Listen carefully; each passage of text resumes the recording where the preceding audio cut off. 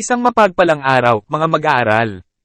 Maging handa at ihanda ang inyong sarili sa pagsisimula natin ng isang paglalakbay ng pag-aaral at kasiyahan sa video na ito. Sa pagkakataong ito, pag-aaralan natin ang 10 items sa Filipino gamit ang Reviewer Pulutong 5A. Manatiling ligtas at pagpalain kayo ng Diyos palagi. Welcome sa Teacher Lumaban YouTube channel.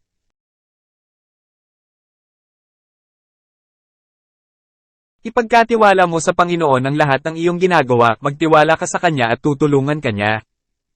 Salmo 37:5.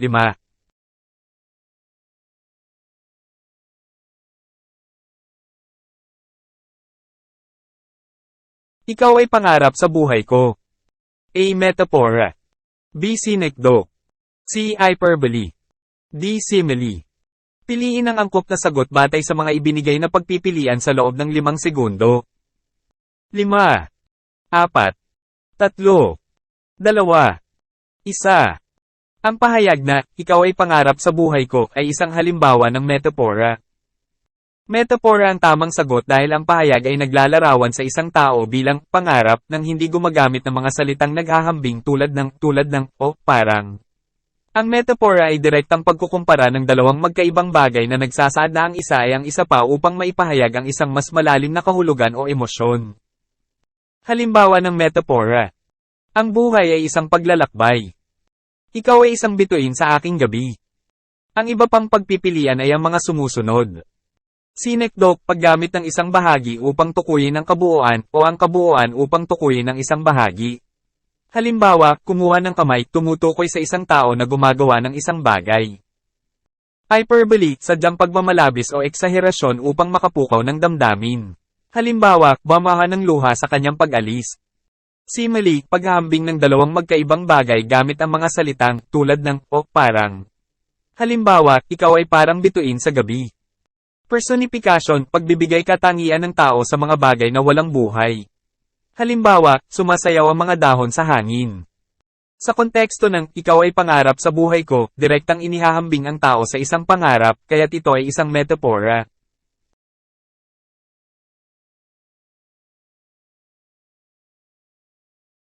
Para silang mga maaming kordero sa gitna ng mga gutom na leon. A. Synecdoche. B. Simile. C. Hyperbole. D. Metaphora. Piliin ang angkop na sagot batay sa mga ibinigay na pagpipilian sa loob ng 5 segundo. 5, 4, 3, 2, 1.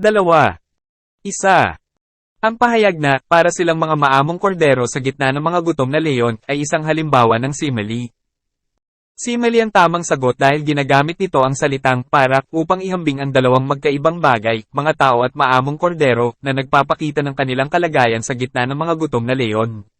Ang simile ay karaniwang gumagamit ng mga salitang tulad ng, parang, o gaya ng, upang ihambing ang dalawang bagay. Halimbawa ng simile. Siya ay parang anghel sa kanyang kabaitan. Ang kanyang buhok ay kasing itim ng gabi. Ang iba pang pagpipilian ay ang mga sumusunod. Synecdoche, paggamit ng isang bahagi upang tukuyin ang kabuuan, o ang kabuuan upang tukuyin ang isang bahagi. Halimbawa, bumilang ng ulo, tumutukoy sa pagbilang ng tao. Hyperbole, sadyang pagmamalabis o eksaherasyon upang makapukaw ng damdamin. Halimbawa, halos mamatay ako sa kakatawa. Metaphora, direktang paghahambing ng dalawang magkaibang bagay nang hindi gumagamit ng mga salitang tulad ng, o parang. Halimbawa, ikaw ay isang bituin sa aking gabi. Sa konteksto ng, para silang mga maamong kordero sa gitna ng mga gutom na leon, malinaw na ito ay gumagamit ng, para, upang ihambing ang mga tao sa mga maamong kordero, kaya ito ay isang simile.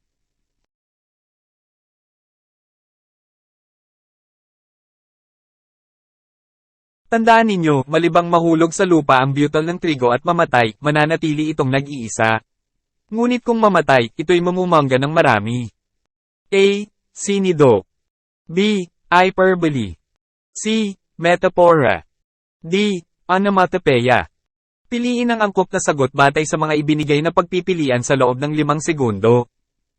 5, 4, 3, 2, 1.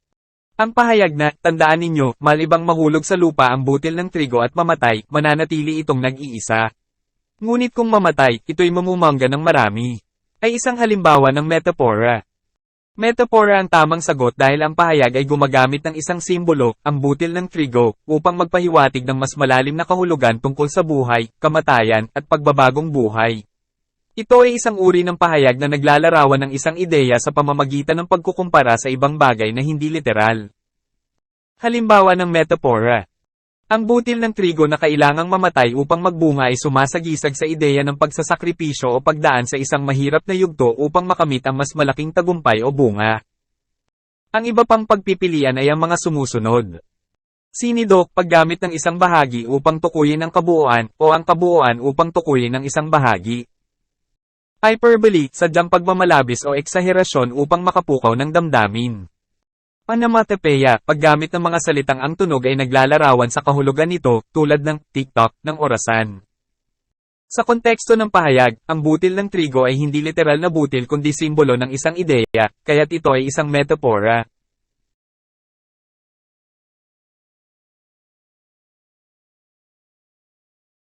Paglikha ng isang pangalan o salita sa pamamagitan ng paggaya sa tunog na nag-uugnay sa bagay na binabanggit. A. Synecdoche. B. Hyperbole. C. Metapora. D. Onomatopeia. Piliin ang angkop na sagot batay sa mga ibinigay na pagpipilian sa loob ng 5 segundo. 5, 4, 3, 2, 1. Ang tamang sagot ay D. Onomatopeia. Onomatopeia ay ang paggamit ng mga salitang ang tunog ay nagpapahiwatig o gumagaya sa tunog na nauugnay sa bagay o aksyon na inilalarawan. Sa pamamagitan ng onomatopeia, ang mga salita ay nililikha o ginagamit upang direktang gayahin ang mga tunog ng mga bagay, hayop, o aksyon. Halimbawa ng onomatopeia. Tunog ng hayop, tahol, ng aso, tilaok, ng manok. Tunog ng bagay, click ng camera, tik-tak, ng orasan. Tunog ng aksyon, lagaslas, ng tubig, hagakak, ng tawanan. Ang iba pang pagpipilian ay may ibang mga kahulugan. Synecdoche, paggamit ng bahagi upang tukuyin ang kabuuan o kabaliktaran.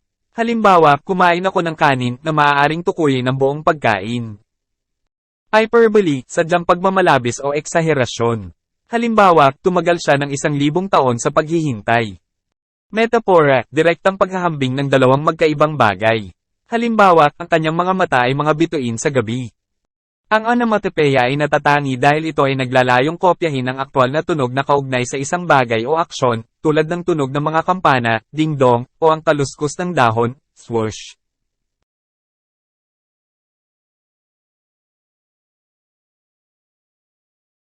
Sa galit ay sinindihan ang kanyang bahay. A. Metonymia. B. Metapora. C. Synecdoche. D. Onomatopeia. Piliin ang angkop na sagot batay sa mga ibinigay na pagpipilian sa loob ng 5 segundo. 5, 4, 3, 2, 1. Ang pahayag na, sa galit ay sinindihan ang kanyang bahay, ay maaaring masuri gamit ang mga sumusunod na paliwanag para sa bawat pagpipilian. A. Metonymia. Paliwanag, ang metonymia ay isang uri ng tayutay kung saan ang isang bagay o konsepto ay tinutukoy gamit ang isang salitang malapit o kaugnay dito, sa halip na ang eksaktong salita. Halimbawa, korona, upang tukuyin ang monarkiya o White House para sa administrasyon ng US. B. Metapora.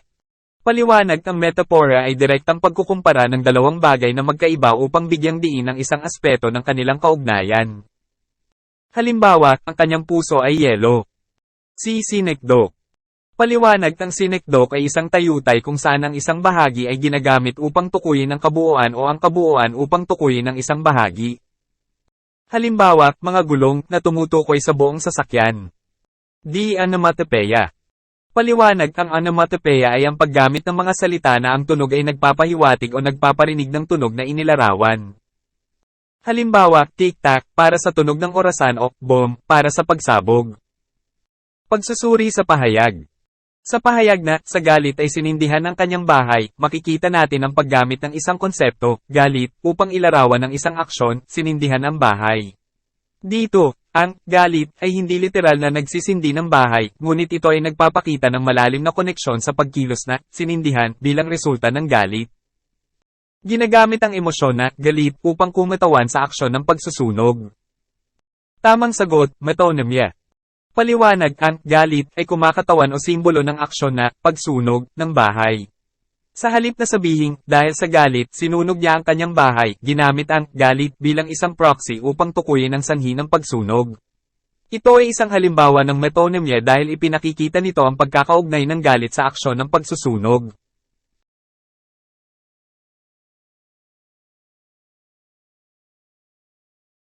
Anong uri ng panitikan ang tinutukoy sa talatang ito? Maganda't maaliwalas ang daigdig na ginagalawan ko ngayon. Madalas ko tuloy ipinagpapasalamat sa Diyos and biyayang ipinagkaloob niya sa akin. A. Tula. B. Kwento. C. Sanaysay. D. Alamat. Piliin ang angkop na sagot batay sa mga ibinigay na pagpipilian sa loob ng 5 segundo. 5, 4, 3, 2, 1. Ang talatang, maganda't maaliwalas ang daigdig na ginagalawan ko ngayon. Madalas ko tuloy ipinagpapasalamat sa Diyos ang biyayang ipinagkaloob niya sa akin. Ay naglalarawan ng isang introspektibong pagninilay-nilay ng isang tao tungkol sa kanyang kasalukuyang kalagayan at damdamin ng pasasalamat. Dahil sa mga katangiang ito, ang uri ng panitikan na pinakaangkop sa talatang ito ay si Sanaysay.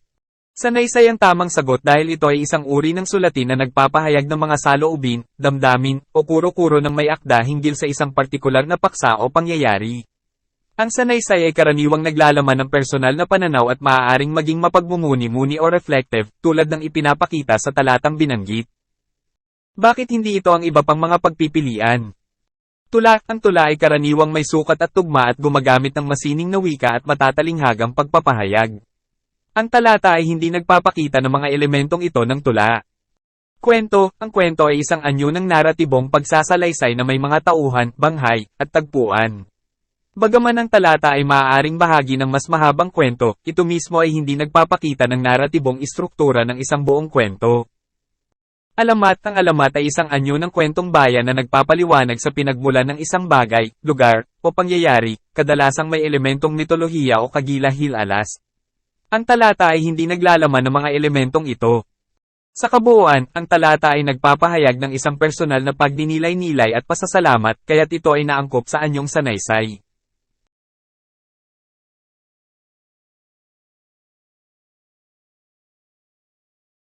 Kaya nararapat gumawa ang lahat upang maiwasan itong pagsasalat. Magbanat ng buto at magpakatatag, ang taong masipag, hiyas ang katapat. Ano ang nais ipahayag ng saknong na ito? A. Katapatan. B. Kasipagan. C. Kabutihan. D. Kalusugan. Piliin ang angkop na sagot batay sa mga ibinigay na pagpipilian sa loob ng 5 segundo. 5, 4, 3, 2, 1. Ang saknong na, kaya nararapat gumawa ang lahat upang maiwasan itong pagsasalat. Magbanat ng buto at magpakatatag, ang taong masipag, hiyas ang katapat. Ay nagpapahayag ng kasipagan. Narito ang paliwanag sa bawat taludtod. Kaya nararapat gumawa ang lahat upang maiwasan itong pagsasalat. Ang pagsasalat ay tumutukoy sa kakulangan o kahirapan. Sinasabi sa taludtod na kinakailangang gumawa, magtrabaho, ang lahat upang maiwasan ang kahirapan. Magbanat ng buto at magpakatatag. Ang magbanat ng buto ay isang idioma na nangangahulugang magtrabaho ng mabuti o magpakasipag. Magpakatatag ay nangangahulugang maging matibay o matatag sa kabila ng mga hamon. Ang taong masipag, hiyas ang katapat. Sinasabi sa taludtod na ang taong masipag ay nagtatamo ng mga mahalagang bagay, tulad ng hiyas o alahas, na simbolo ng yaman at tagumpay. Buod ng saknong. Ang saknong ay nagsusulong ng kasipagan bilang isang mahalagang katangian upang maiwasan ang kahirapan. Inilalarawan nito na ang kasipagan ay nagdudulot ng tagumpay at magandang kalagayan sa buhay. Sa konteksto ng mga pagpipilian. A. Katapatan. Bagaman mahalaga ang katapatan, ang saknong ay hindi partikular na tumutukoy dito.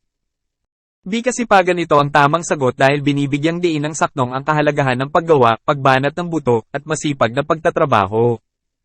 C. Kabutihan. Hindi partikular na tinutukoy ng saknong ang kabutihan sa moral o etikal na aspeto. D. Kalusugan. Wala sa saknong ang tumutukoy sa kalusugan ng pisikal na katawan o kalagayan ng kalusugan. Kaya, ang nais ipahayag ng saknong ay kasipagan, B.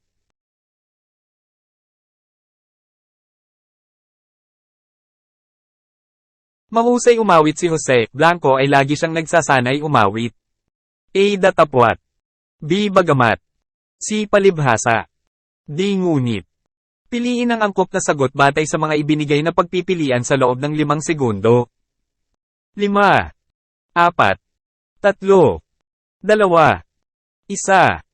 Ang tamang sagot sa pahayag na mahusay umawit si Jose Blanco ay lagi siyang nagsasanay umawit ay palibhasa. Paliwanag. Ang mga salitang datapwat, bagamat at ngunit ay ginagamit upang ipakita ang kontrahon o pagsalungat sa dalawang ideya. Ang salitang palibhasa ay karaniwang ginagamit upang magbigay ng dahilan o sanhi. Sa konteksto ng pahayag, mahusay umawit si Jose, datapwat ay lagi siyang nagsasanay umawit, ang dalawang bahagi ng pangungusap ay may ideyang bahagyang sumasalungat. Si Jose ay mahusay umawit, nagpapakita ng kakayahan o kahusayan. Lagi pa rin siyang nagsasanay umawit kahit magaling na siya, patuloy pa rin siyang nag-iensayo. Ang salitang datapwat ay akmang gamitin dito dahil ipinapakita nito na bagamat mahusay na umawit si Jose, patuloy pa rin siya sa pagsasanay na parang may bahagyang kontrahon sa dalawang ideya. Narito ang pagkakaiba-iba ng paggamit ng bawat salita sa iba't ibang konteksto. Datapwat. Ipinapakita ang bahagyang pagsalungat o kontrahon ng dalawang bahagi ng pangungusap. Halimbawa, maganda ang panahon, datapwat hindi kami lumabas. Sa konteksto ng tanong, mahusay umawit si Jose, datapwat ay lagi siyang nagsasanay umawit. Bagamat magaling na siya, nagsasanay pa rin siya. Ngunit, katulad ng datapwat, ginagamit ito upang ipakita ang pagsalungat. Halimbawa, malapit na ang pagsusulit, ngunit hindi pa rin ako handa. Maaari rin itong gamitin sa konteksto ng tanong, mahusay umawit si Jose, ngunit ay lagi siyang nagsasanay umawit. Bagamat magaling na siya, nagsasanay pa rin siya. Ngunit ito ay karaniwang ginagamit para sa mas malakas na kontrahon, kaya't datapwat ang mas akma sa pahayag na may bahagyang salungatan. Bagamat, ginagamit upang ipakita ang kondisyon na mayroong bahagyang pagsalungat. Halimbawa, bagamat umuulan, tumuloy pa rin kami sa picnic. Maaaring gamitin ito sa pangungusap ngunit ito ay mas karaniwang ginagamit sa simula ng pangungusap, kaya't datapwat ang mas angkop sa gitnang bahagi ng pangungusap, mahusay umawit si Jose, bagamat ay lagi siyang nagsasanay umawit. Palibhasa. Ginagamit upang magbigay diin sa isang sanhi o dahilan. Halimbawa, palibhasa ay mahilig sa sports, lagi siyang nasa labas. Hindi angkop sa konteksto ng tanong dahil ito'y nagmumungkahi ng dahilan, at hindi pagsalungat, mahusay umawit si Jose, palibhasa ay lagi siyang nagsasanay umawit. Hindi ito akma dahil hindi ito naglalarawan ng bahagyang kontrahon. Kaya't palibhasa ang pinakamainam na sagot dahil ito ang nagpapakita ng bahagyang pagsalungat sa ideya na kahit mahusay na umawit si Jose, patuloy pa rin siya sa pagsasanay.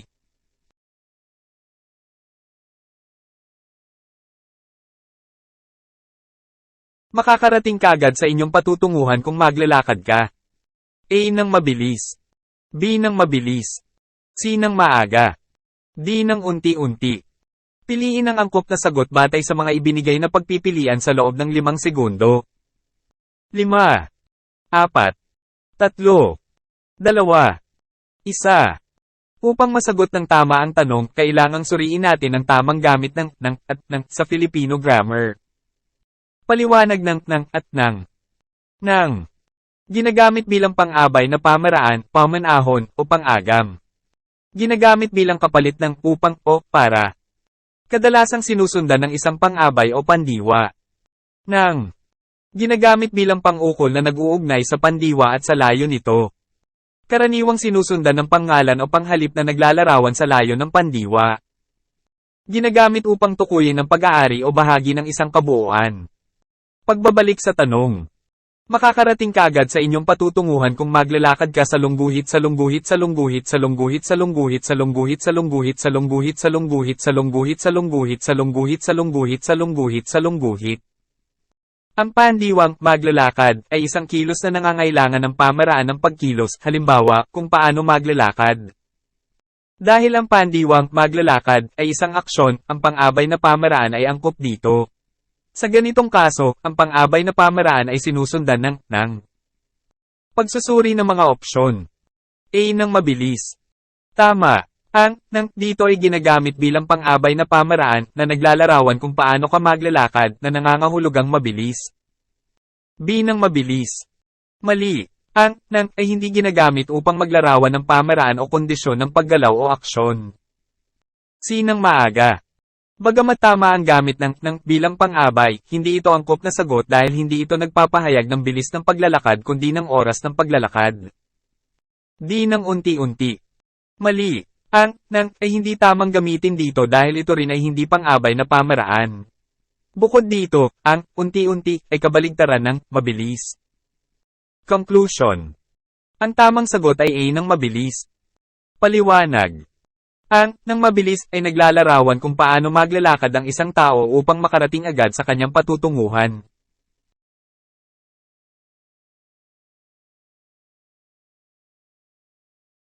Ang gawang mabuti ay pinagpala, may kaparusahan ng gawang masama kung ang pagsisikap at may pagtitiyaga, ang lahat ng tao ay di mananalanta. Ito ay nagsasaad ng A. Pagtitipid, B. Katapatan, C. Pagkamatapat, D. Pagsisikap at pagtitiyaga. Piliin ang angkop na sagot batay sa mga ibinigay na pagpipilian sa loob ng 5 segundo. 5, 4, 3, 2, 1. Ang pahayag na, ang gawang mabuti ay pinagpala, may kaparusahan ng gawang masama. Kung ang pagsisikap ay may pagtitiyaga, ang lahat ng tao ay di mananalanta. Ay nagsasaad ng D. Pagsisikap at pagtitiyaga. Pagsusuri ng pahayag. Ang gawang mabuti ay pinagpala, may kaparusahan ng gawang masama. Ang bahaging ito ay naglalarawan na ang mabuting gawa ay ginagantimpalaan, pinagpala, samantalang ang masamang gawa ay may kaparusahan. Ito ay nagbibigay diin sa konsepto ng katarungan o ang pag-aani ng isang tao batay sa kanyang ginawa. Kung ang pagsisikap ay may pagtitiyaga, ang lahat ng tao ay di mananalanta. Ang bahaging ito ay nagmumungkahi na sa pamamagitan ng pagsisikap at pagtitiyaga, ang mga tao ay makakamit ang tagumpay at kapayapaan. Ang pagtitiyaga ay kinikilala bilang isang mahalagang sangkap sa pagkamit ng mga layunin at pagsasakatuparan ng mga pangarap. Pagpapalalim. Pagsisikap at pagtitiyaga, ang pinakaduwa ng pahayag ay nagpapakita ng kahalagahan ng pagsusumikap at pagtitiyaga. Ipinapahiwatig nito na ang mga mabuting gawa at ang masikap na pagsusumikap ay nagdudulot ng positibong resulta at kaayusan sa lipunan. Kaugnayan ng pagsisikap at pagtitiyaga sa pahayag, ang buong diwa ng pahayag ay nagpapakita na ang pagkakaroon ng pagsisikap at pagtitiyaga sa paggawa ng mabuti ay humahantong sa pagpapala at kaayusan. Sa kabilang banda, ang masamang gawa ay may kaakibat na kaparusahan. Pagsusuri sa ibang opsyon. Pagtitipid, A. Hindi ito ang tamang sagot sapagkat ang pahayag ay hindi tumutukoy sa pagtatabi o pag-iwas sa paggastos. Katapatan, B. Bagaman ang katapatan ay isang mabuting katangian, hindi ito ang pangunahing tema ng pahayag. Pagkamatapat, C. Katulad ng katapatan, hindi rin ito ang sentral na ideya ng pahayag. Conclusion. Ang pahayag ay pinakamalapit sa konsepto ng pagsisikap at pagtitiyaga, D. Sapagkat tinatalakay nito ang kaugnayan ng mabuting paggawa sa pagpapala at ang kahalagahan ng pagtitiyaga upang maiwasan ang kaguluhan o pagmananalanta.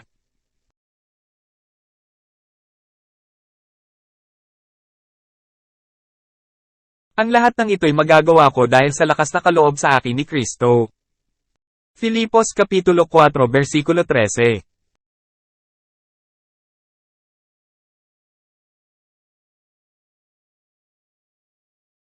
Sana ay nasiyahan kayo at may natutunan kayong bago sa aming paksa sa Filipino, Reviewer. Kung may natutunan ka sa video na ito, mangyaring bigyan ang video na ito ng thumbs up.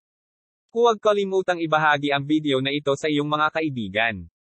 Kung mayroon kang mga komento, tanong, o mungkahi, maaari kang mag-iwan ng mensahe sa seksyon ng komento sa ibaba.